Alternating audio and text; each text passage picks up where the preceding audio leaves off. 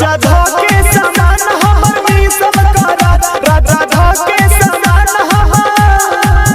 राजा धोके समान हमर मिसल करा राजा धोके समान हमर मिसल करा राजा धोके समान हमर मिसल करा सिलवा में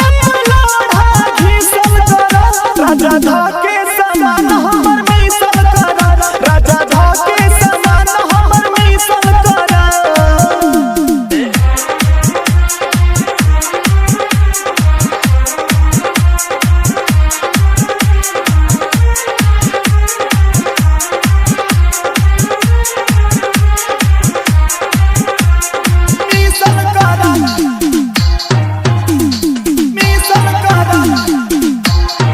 भड़कल बसोला जवानी के हमरा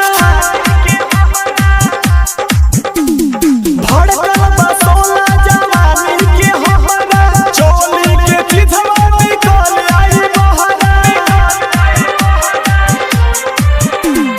भड़कल बसोला जवानी के हमरा चोली के चिथवा निकल आई बहरा देह सुगिरावा तू मन बनियावा सड़िया के धीरे धीरे ऊपर उठावा हम कहिया से पर घिसल करा राजा धोके समान हमर सुनत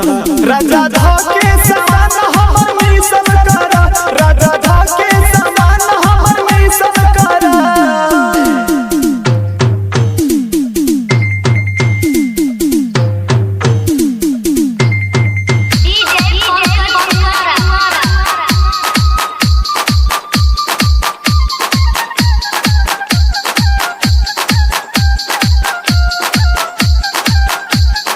मिसल करा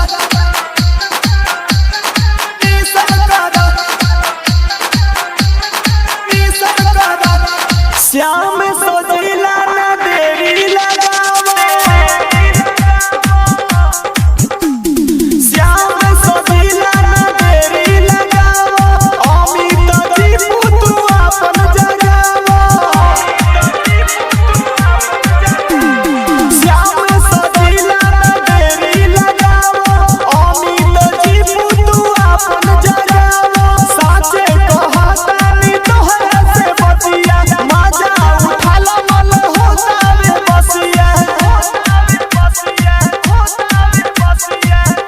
विद्या चोली के सिलन मोट ढील करा राजा धोके समान हमर बात माना राजा धोके समान